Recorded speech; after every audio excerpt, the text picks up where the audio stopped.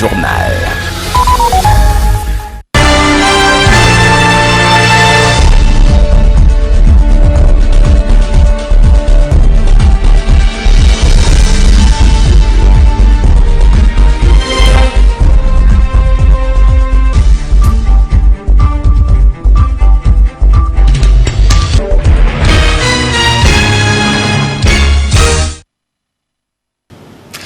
Excellentes conditions de suivi à toutes et à tous, mesdames, messieurs. Bienvenue à cette session d'information.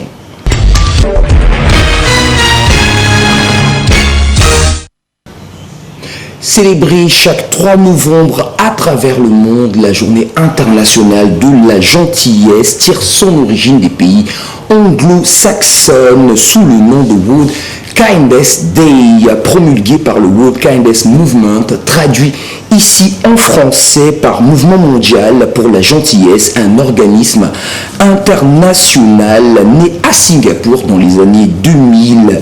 Et cette journée est célébrée à l'origine le 13 novembre. Mais l'on se pose la question que voici, pourquoi cette qualité a-t-elle besoin d'une journée particulière? Élément de réponse dans ce récit de Rama Tidjane.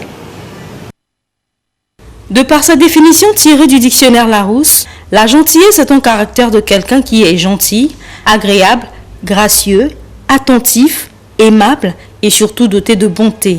Célébrée le 3 novembre de chaque année à l'échelle internationale, cette journée tire bien son origine du monde anglo-saxon sous le nom de World Kindness Day. C'est pour mettre en lumière ce concept gentil qui du reste est une qualité. À travers cette journée, selon les initiateurs, le Mouvement mondial pour la gentillesse, cet organisme international né à Singapour en 2000, serait très exactement faire comprendre à l'homme combien être aimable ou gentil pourrait être bénéfique pour notre environnement social, fait souvent de conflits sociaux. Faire du bien aux gens qui nous entourent, en posant tous les jours les actes de bienveillance, communiquant ainsi la convivialité à ceux qui en manquent, propre à ôter le stress et l'oppression qui est en train de nous tuer aujourd'hui. Or, nous pouvons également comprendre que, même sur notre santé, les actes de gentillesse posés au quotidien peuvent améliorer l'état de santé de plus d'une personne, peuvent bien plus régler plusieurs conflits maritaux, socio-économiques et j'en passe. Seulement voilà, ce caractère qui devrait être l'apanage de tous n'est toujours pas utilisé dans le bon sens, car d'aucuns l'utilisent à des fins d'intérêt personnel, plaire, certainement pour obtenir une faveur, un poste, une signature, de l'argent. Vous pouvez compléter la liste si vous en avez été victime d'une gentillesse hypocrite et sorcière. Oui, le monde est méchant, dit-on. D'où, si l'on pouvait mettre en valeur ce caractère qui révèle tant soit peu un peu de nature divine en chacun de nous, puisque nous sommes ces créatures, les conflits, l'hypocrisie, la haine, la jalousie et la sorcellerie n'auraient pas de place dans cette belle vie. Si chez les autres cette journée est célébrée, chez nous, aucune attention certainement parce qu'on n'a pas de ministère en charge de la gentillesse. Nous aurons eu droit à une déclaration du gouvernement. C'est notre coutume, comme quoi, pas d'intérêt, pas d'attention. Nous traversons dans notre pays une période de souffrance où la période de souffrance a gagné la quasi-totalité des populations au point que même les autorités déclarent officiellement cette souffrance dans leur discours sollicitant la compréhension des populations. La souffrance et la population congolaise, parlons-en, est l'objet de cette analyse de notre reporter Chivongo. Suivez. Si souffrance veut dire douleur physique ou morale, état de celui ou de celle qui souffre et souffrir veut dire sentir la douleur, donc la population congolaise souffre. Mais réellement, elle souffre de presque tout. Elle souffre tout à la fois de douleurs physiques et morales. Tenez, notre population souffre encore, même de ce qui est élémentaire, ce qui est sous d'autres cieux, vraisemblablement inconcevable, tel que l'eau, cette denrée alimentaire vitale, loin d'être indispensable pour la vie, c'est la vie, disait Saint-Exupéry. L'eau fait encore cruellement défaut dans la majorité de nos ménages congolais. Même l'eau est distribuée jusqu'ici à la population par délestage, comme si on pouvait délester la vie. L'électricité, grand facteur de développement, est jusqu'ici un luxe, servi par délestage, s'il vous plaît. Le manger est encore un grand problème. La quasi-totalité de notre population ne mange pas à sa faim. Le panier de la ménagère, surtout à familles nombreuses, pèse de plus en plus. Les salaires sont des salaires de misère pour la grande partie de notre population. Des salariés qui ne jouissent pas de tous leurs droits économiques. Le chômage, source de toutes les souffrances, a traversé les âges et ne fait que multiplier le nombre des diplômés sans emploi.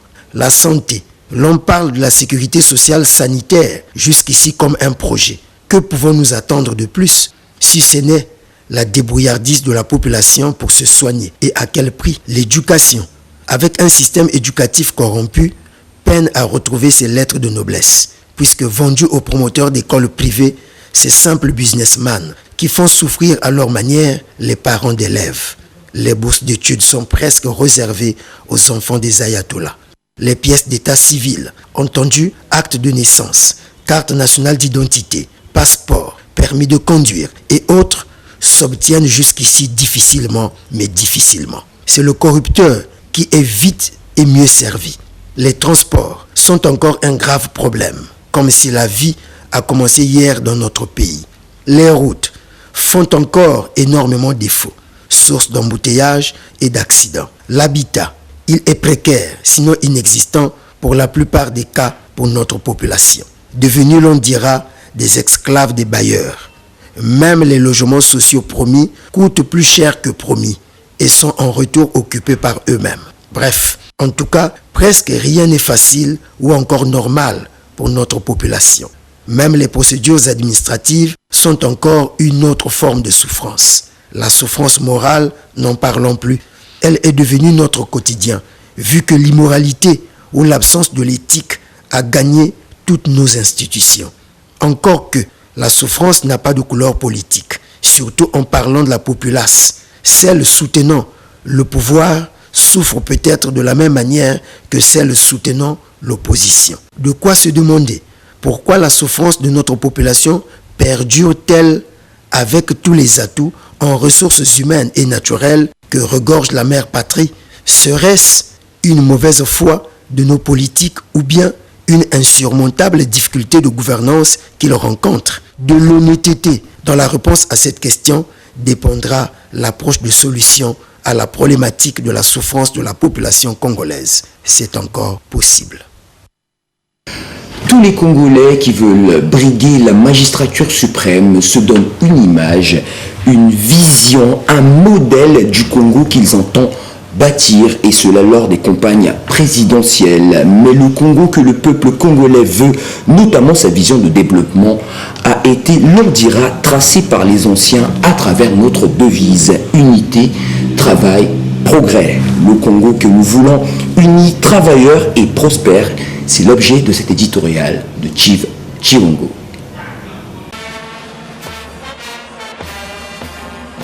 Les politiques congolais de tous bords et de tous ordres rivalisent d'ardeur pour démontrer chacun la vision de développement qu'ils portent pour le Congo, notre cher et beau pays. Dans ces différentes visions sont révélés des bons projets de société au travers des discours qui tiennent les foules en haleine lors des campagnes électorales présidentielles. En tout cas, personne n'a jamais eu pour projet de société la mort des Congolais, la pauvreté des familles ou l'aliénation des droits tous azimuts du peuple congolais. Tous disent venir construire le Congo, le pacifier, le démocratiser. Toutes ces visées présidentielles de nos politiciens véhiculent pourtant des riches intentions. Mais seulement voilà, la vision qui doit développer le Congo est prédéfinie, telle une orientation divine pour ceux qui croient au pouvoir providentiel. Elle est contenue dans notre devise, unité, travail, progrès. De sorte que le Congo que nous voulons ne peut se bâtir autrement qu'à travers d'abord l'unité de ses filles et fils, une unité sous-tendue par la fraternité, elle-même sous-tendue par l'amour, la solidarité, le patriotisme. Cette sorte de fondement sur lequel peut se poser le sens du travail, mais du travail bien fait, seul moyen ou mécanisme pour prétendre parvenir à un vrai développement intégral, en effet au progrès. Compris comme ça, l'on réalise donc qu'au fond, la vision de développement du Congo est toute tracée. C'est la seule vision de la mère patrie. Lorsqu'on sait qu'on ne déplace pas la borne laissée par les anciens. Si l'on ne fait certainement pas sur la base de cette vision matrice, il n'y aura pas certainement d'oracle pour le Congo. Tous les petits projets de société qu'on peut concocter ou ambitionner ça et là pour le peuple congolais doivent prendre appui ou se fonder sur la vision mère: unité, travail, progrès. Il est temps qu'on cesse avec les projets politiciens qui font fi de cette devise. Des projets qui ne sont conçus que pour faire croire, pour attirer, nous voulons dire des projets démagogiques qui se révèlent n'être à la fin que des chimères. Des projets qui vous trouvent affamés, pauvres, chômeurs, malpropres, divisés, corrompus, tricheurs, malades, impayés, indisciplinés, assassinés, bref, des projets qui vous trouvent souffrant des biens des maux et qui vous laissent à la fin du quinquennat, si vous avez de la chance, avec les mêmes mots. Et si vous n'avez pas de la chance, ils vous multiplient les mots avant de partir. Hélas, le Congo que nous voulons doit simplement matérialiser notre devise, au point que l'unité ne soit plus une simple devise, mais une vie. Le travail de même et le progrès n'est que la conséquence des deux premiers piliers, c'est-à-dire l'unité et le travail. Trois piliers, imaginons le foyer traditionnel sur lequel l'on dispose une marmite sans souci, doivent être disposés par un patriote dans le pays pour que vive la marmite de développement qui donnera la nourriture au temps convenable à tous les fils et filles du Congo sans regarder son visage, demander son ethnie, son parti politique, son sexe, sa religion, le nom et fonction de son père ou de sa mère et surtout pas le contraindre à signer, semble-t-il, à une loge quelconque. Car on ne peut pas prétendre que le développement ait un rapport ou soit assujetti à une appartenance à une loge, arborer des talismans, vénérer les fétiches ou la sorcellerie. Le développement est simplement la conséquence d'un travail bien fait, s'il vous plaît, rendu dans la discipline en respectant les normes ou les process prédéfinis. Faire autrement, c'est justement tuer le développement, meurtrir un peuple déjà meurtri par toutes sortes de misères. Le Congo que nous voulons doit être la manifestation physique de sa devise. Le Congo que nous voulons doit simplement être uni, travailleur et prospère.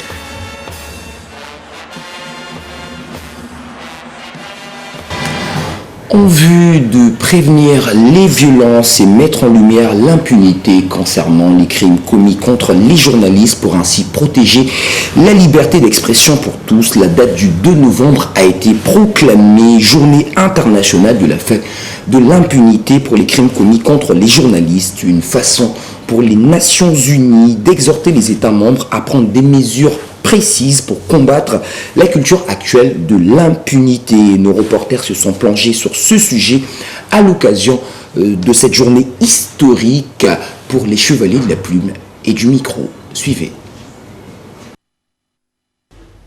Tout autour du globe, les journalistes sont confrontés dans l'exercice de leur métier, celui d'informer les populations à d'innombrables menaces de violence et d'agression, allant parfois jusqu'au meurtre. Dans la plupart des cas, ces menaces de violence et agression ne font pas l'objet d'enquêtes, ce qui conduit à des agressions encore plus graves, voire des assassinats. Selon Union 4, une agence internationale qui milite pour la protection des journalistes, au cours des 10 dernières années, un journaliste a été tué tous les 4 jours et 9 meurtres sur 10 sont restés impunis. En Afrique en général et au Congo en particulier, ces abus prennent de nombreuses formes. Tribalisme, départementalisme, torture, enlèvement, agression physique, harcèlement, entrave, menaces de violence, manipulation psychologique, exclusion, cyberharcèlement, divulgation des renseignements personnels sur les réseaux sociaux. La liste n'est pas exhaustive. Ces actes délibérés ont pour but d'intimider les journalistes pour qu'ils se taisent et n'aborde pas certains sujets, ni ne couvre les histoires que les personnes qui perpétuent ces violences n'apprécient pas ou ne voient pas d'un bon œil. Une atmosphère qui crée un climat de peur parmi les professionnels des médias, mais également au sein de leur cercle familial, entravant ainsi la libre circulation des informations, mais surtout le droit des populations à être informées. La multiplication de ces cas de menaces de violence et d'agression contre les journalistes restés impunis renvoie aux citoyens lambda un message négatif selon lequel diffuser une information embarrassante ou des opinions indésirables, c'est s'attirer des problèmes. D'où la réticence de certains à s'exprimer lors des différents reportages. Il faut tout de même signifier que c'est en décembre 2013, lors de la 68e session de l'Assemblée générale des Nations unies, qu'a été adoptée la résolution intitulée « Sécurité des journalistes et la question de l'impunité », qui a proclamé la date du 2 novembre, journée internationale de la fin de l'impunité pour les crimes commis contre les journalistes. La date de cette journée a été choisie en hommage à 2 journalistes français, Ghislaine Dupont et Claude Verlan, assassinés au Mali en 2013. Selon un rapport de l'UNESCO, les meurtres des journalistes sont en baisse au niveau mondial, avec une diminution de 20% au cours des 5 dernières années, c'est-à-dire de 2016 à 2020. Par contre, le niveau d'impunité pour les crimes contre les journalistes reste extrêmement élevé, 87% à ce jour. Vivement la protection des professionnels de l'information, car leur rôle est essentiel à la vivacité de la démocratie.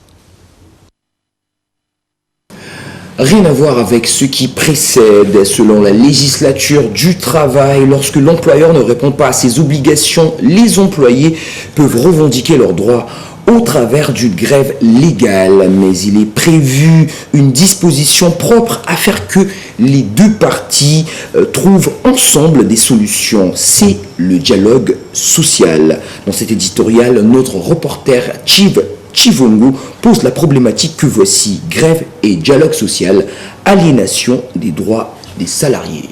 Suivez. La vie en général est régulée par un ensemble de normes ou des process en vue de la rendre vivable sur Terre. Et la vie est organisée en plusieurs secteurs d'activité dont chaque secteur répond à des process, le cas ici du secteur de l'emploi. Il est l'équilibre des droits et devoirs de chaque partie, entendu l'employeur et l'employé, sinon le patron et le salarié. Toutes les fois que cet équilibre fera défaut ou est trahi par l'une des parties, ipso facto, une partie se sentira lésée et dès lors, il y aura grincement des dents. C'est à partir de là qu'on parle de grève ou qu'on fait recours à la grève. Si c'est le patronat qui n'a pas respecté un process ou une norme concernant les droits ou les avantages sociaux du salarié. Par exemple, non-respect de l'échéance mensuelle de paiement, cumulation des mois impayés, mauvaises conditions de travail, non-déclaration des salariés à la Caisse nationale de sécurité sociale CNSS, bref, paiement des salaires sans bulletin de paie. Des fautes punies par la loi conformément au Code du travail. La grève étant définie comme une entente ou un accord des salariés d'une profession quelconque pour cesser leur travail jusqu'à ce qu'ils aient obtenu une augmentation de salaire ou certains autres avantages revendiqués.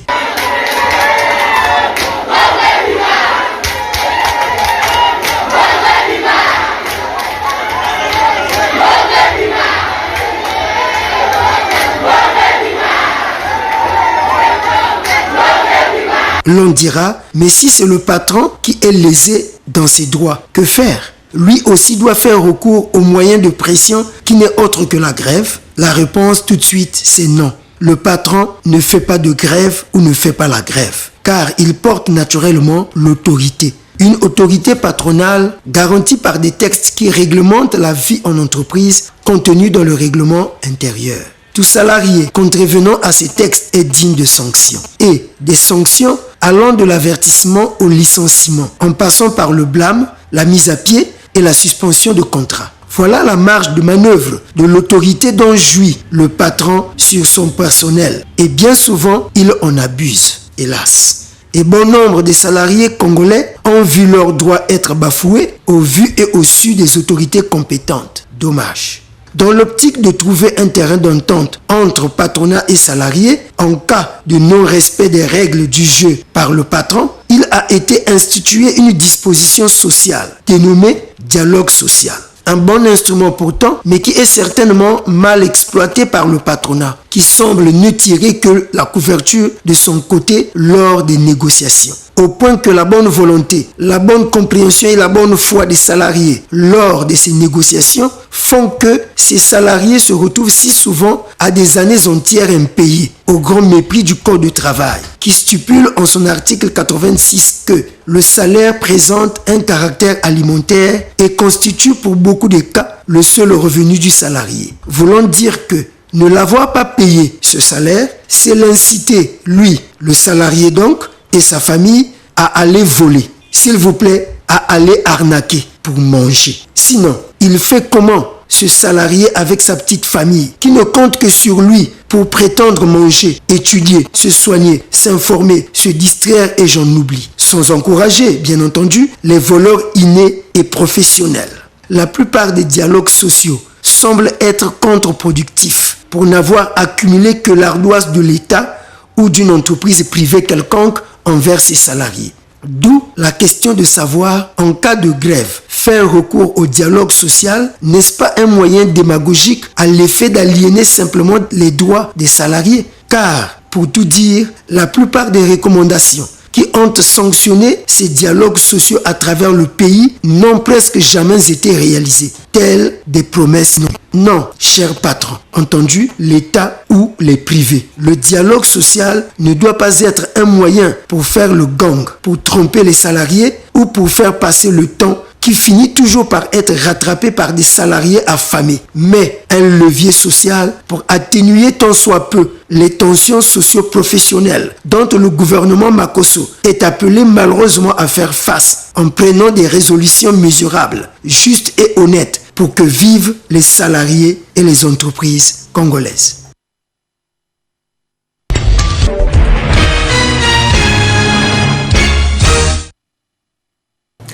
À l'échelle internationale, à l'occasion de la journée internationale de lutte contre l'impunité des crimes commis contre les journalistes, l'ONG Journalistes en danger révèle qu'au moins 110 cas d'attaques diverses contre les journalistes et les médias ont été enregistrés en 2021. Africa News pour ce reportage. Le 2 novembre marque la journée internationale de lutte contre l'impunité des crimes commis contre les journalistes. À cette occasion, l'ONG Journalistes en danger publie son rapport intitulé « Mauvais temps pour la presse en République démocratique du Congo » qui révèle qu'au moins 110 cas d'attaques diverses contre les journalistes et les médias ont été enregistrés en 2021. L'organisation lance un appel à Kinshasa pour que les agresseurs soient identifiés et déférés devant la justice. Ce que nous voulons immédiatement, c'est voir les gouvernements mettre fin à l'impunité de ceux qui sont prédateurs de la liberté de la presse, connus. Parce que derrière une atteinte de la liberté de la presse, il y a un prédateur. Et dans notre rapport, nous démontrons tel avait été victime de tel cas, dit à telle personne, dans telle circonstance. Nous n'inventons rien. Partenaire de Reporters sans frontières, l'organisation conclut que 51% de ces atteintes à la liberté de la presse nuisent à la sécurité physique des journalistes. Il s'agit parfois de menaces qui précèdent des agressions physiques ou des assassinats. Si nous sommes inquiétés, nous journalistes, nous ne saurons pas donner la vraie information à la population. Aujourd'hui, il y a des sujets qu'on ne peut pas traiter, où il y a des terrains qui semblent être glissants, tout simplement parce qu'on est dans un état de siège. On vous dit qu'il y a des restrictions, il ne faut pas parler des questions des militaires. Certains journalistes sont contraints de vivre dans la clandestinité, loin de leur maison et de leur famille. Sur ces 110 cas d'atteintes diverses à la liberté de la presse répertoriés sur l'ensemble du territoire national congolais, 48 cas ont été recensés à l'est du pays, dont 25 dans les 2 provinces sous état de siège, à savoir le Nord Kivu et l'Ituri. Au Mali, le gouvernement a déclaré ce mercredi le retour de l'ancienne otage française Sophie Petronin, dénonçant par la voix de son porte-parole Gabriel Attal une forme d'irresponsabilité vis-à-vis de sa sécurité, mais aussi vis-à-vis de la sécurité des militaires. France 24 pour ce reportage. C'était le jour de la libération de Sophie Petronin. Mais tout juste libre, elle rêvait déjà de repartir. Oui, retourner. Pourquoi? Quand vous prenez un engagement dans la vie, quel qu'il soit, allez au bout de votre engagement, sinon vous aurez perdu votre raison d'être sur cette terre. Retourner au Mali, c'est ce qu'a fait l'ex-otage 5 mois plus tard, discrètement, sans visa, avec l'aide de son fils Sébastien, un long périple en avion, en moto et en taxi. Un proche de la famille explique le pourquoi de ce retour critiqué par certains. Elle a donc décidé, en son âme et conscience, une vieille dame de 76 ans, obstinée, d'aller envers et contre tous retrouver sa fille. Et depuis, elles vivent ensemble à Bamako. Sa fille, c'est elle, Zainabou, une jeune malienne, 19 ans aujourd'hui, adoptée par Sophie Petronin lorsqu'elle était enfant. Pendant la détention de sa mère, Sébastien lui avait rendu visite à Gao. Je me sens triste, plus la même. Je n'arrête pas d'y penser. Sophie Petronin a vécu plus de 20 ans au Mali, son pays de cœur. Depuis 8 mois, faisant fi de son ancienne prise d'otage, elle vit dans la capitale. Mais la gendarmerie a publié un communiqué. Elle est recherchée activement et en cas de découverte doit être appréhendée. Pour quelles raisons? Situation irrégulière, risque pour sa sécurité. Pour l'instant, les autorités maliennes n'ont pas communiqué davantage. En ce qui concerne le climat relativement à la COP26, les dirigeants africains demandent à la communauté internationale d'aider les nations les plus pauvres à s'adapter au changement climatique. Pour cela, ils exigent des compensations financières. C'est un reportage d'Africa News. Alors qu'elle ne contribue qu'à 3% des émissions de gaz à effet de serre au niveau mondial, l'Afrique est le continent le plus touché par le réchauffement climatique. Des dirigeants africains ont sollicité mardi à Glasgow l'appui financier de la communauté internationale lors d'un sommet consacré au continent en marge de la COP26. Le programme d'accélération de l'adaptation en Afrique est un mécanisme crucial qui devrait déployer une part importante des 100 milliards de dollars par an promis aux pays en développement. En conclusion, bien que nous discutions de l'adaptation et de la résilience, nous devons également protéger les forêts et les océans africains qui servent de puits de carbone naturel. Il est temps que l'Afrique soit indemnisée pour le bien de la planète. Je vous remercie. L'Afrique perd entre 7 et 15 milliards de dollars par an à cause du changement climatique. Et cette perte pourrait atteindre 50 milliards de dollars par an d'ici à 2040. Le continent aura besoin de 336 milliards de dollars pour s'adapter au changement climatique. Et cela n'inclut pas plusieurs milliards de dollars nécessaires pour se remettre de la pandémie de Covid-19. Mesdames et messieurs, l'Afrique ne peut tout simplement pas respirer. L'Afrique attend de la communauté internationale la moitié des 25 milliards de dollars nécessaires à la concrétisation de son programme d'adaptation au changement climatique pour les 5 prochaines années. Fin de ce téléjournal, mesdames, messieurs. Merci à vous de l'avoir suivi. Pour ma part, je vous dis à bientôt. Mais d'ici là, gardez l'esprit positif car chaque jour est une vie.